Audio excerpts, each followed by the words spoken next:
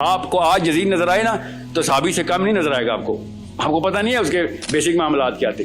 اور جتنا سسٹم یزید کے اندر تھا, اگر پاکستان 1% بھی لے لے تو دنیا میں آگ لگ جائے. خلافت آ گئی ہے تو دین نہیں ہلا تھا اتنا. دین ہلنے کی پہلی بنا پڑی تھی. یزید کی اتنی مجال ہی کیا تھی کہ دین بدلے. لوگوں نے کچا نہیں کھا جانا تھا اس کو. بچے تو نہیں بیٹھے تھے نا نیچے.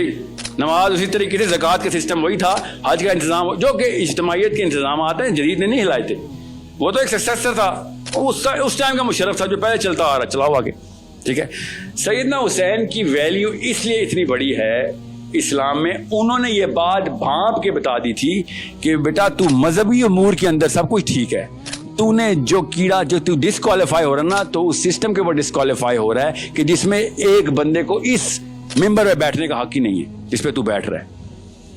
سمجھ آئی. اور یہ سب سے بڑا واقعہ ہے کہ جب ایک بندہ, آپ سوچیں میں آپ اور ورسز سیدنا حسین علیہ السلام, سوچیں انہوں نے کیا کیا کہ عورتیں اور بچے بھی لے آؤ سارے میرے, کسی کو نہیں, یہ نہ کسی کو امت میں آخری بچے کو بھی کسر ملے کہ ہاں ٹھیک ہے سیف پلے کر لینا, کسی ایک کو بھی نہیں. اور یہ خالی ہسٹری کا واقعہ نہیں ہے, بخاری شریف میں پورا واقعہ حدیث میں ہے.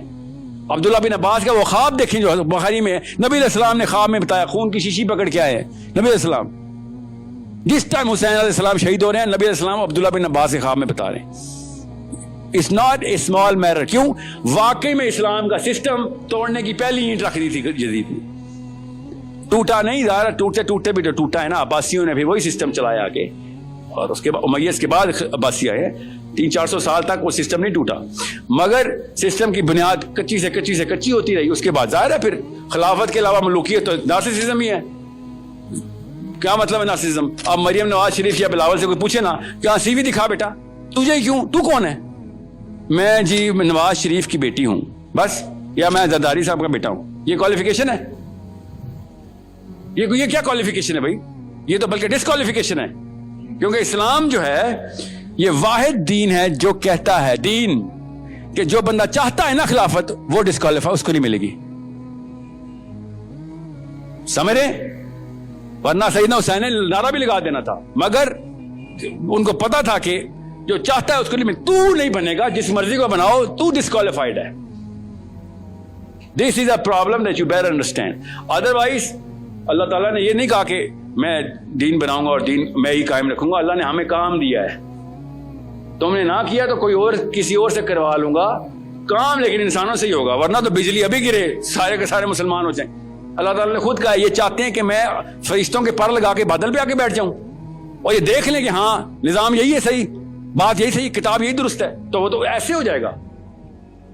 یہ واحد امت ہے جس پہ غیب کا ٹیسٹ آیا. پچھلی امتوں میں آپ بنی اسرائیل کی ایک دو ہسٹری پڑھ لیں, قرآن میں بھی لکھی ہوئی ہے, ان کی کتابیں پڑھ لیں. روز ایسے معجزے ہو رہے ہیں کہ غیب کی کوئی کسر ہی نہیں ہے. کبھی کوئی کسی چیز کی بارش ہو رہی ہے, کبھی کس چیز کی, پھر آگ کا ایک شعلہ زمین میں چل رہا ہے, آگے آگے گائیڈ کرتا آ رہا ہے. اس سے پہلے سمندر پھاڑ چکے ہیں وہ. آج میں اور آپ سمندر پھاڑتا ہوا دیکھیں, اس کے بعد کوئی نماز چھوڑیں گے؟ سوچے ذرا, ان کے اوپر معجزے کے معجزے آئی جا رہے ہیں. اور نخرہ دیکھیں بنی اسرائیل کا, منو سلوہ اتری بھی ہے اور کہہ رہے بور ہو گئے یار, بور ہو گئے. آپ میرے اور آپ کی ہماری امت کے اوپر ٹیسٹ ہی کوئی اور, ہم پہ غیب کا ٹیسٹ ہے. بچا تھا الحمدللہ, سب سے آسان ٹیسٹ ہے غیب کا. ورنہ ہمیں اللہ تعالیٰ اپنا جلوہ دکھا دیتے نا, کرتوت ہمارے پھر بھی وہی ہونے تھے.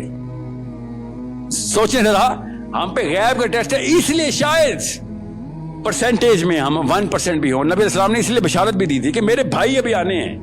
صحابہ نے کہا ہم آپ کے بھائی نہیں. نبی السلام نے کہا نہیں تم میرے ساتھی ہو. بھائی میرے وہ ہوں گے جو بغیر دیکھے میرے پر ایمان لا کے وہ والے کام کریں گے جو تم ابھی کر رہے ہو. ہمارے بارے میں بات تھی نا, وہ جارج نہیں تھا ان کا جو chief of Donald Rumsfeld Europe کا, جب خالد بن ولید کے پاس آیا تو خالد بن ولید سے کہتا ہے کہ اس وقت خالد بن ولید سپر وائرل تھے نا, تو کہتا ہے کہ وہ میں نے وہ خالی تلوار دیکھنی تھی جو تمہارے نبی نے آسمان سے منگوائی ہے, جو ٹوٹتی نہیں ہے. خالد بن ولید ہارتے ہی نہیں تھے, تو خبر یہ پھیلی ہوئی تھی, وائرل ہوئی تھی یوٹیوب پہ اس وقت کہ اس کے پاس کوئی خاص تلوار ہے. تو خالد بن ولید نے کہا کہ میں تو ایک جنگ میں 11 تلواریں توڑ دیتا ہوں, تو جس تلوار کو ڈھونڈنے آیا اس کا نام اسلام ہے, وہ نہیں ٹوٹتی. سمجھ رہی؟ تو کہتا ہے تو اگر میں اسلام لے, دیکھیں یورپ کا سسٹم بیوروکریسی, اسلام کا سسٹم بتایا جا رہا ہے. کہتے میں اگر اسلام لے آؤں تو میں تمہارے جتنا ہو جاؤں گا برابر, رینک وہی ملے گا.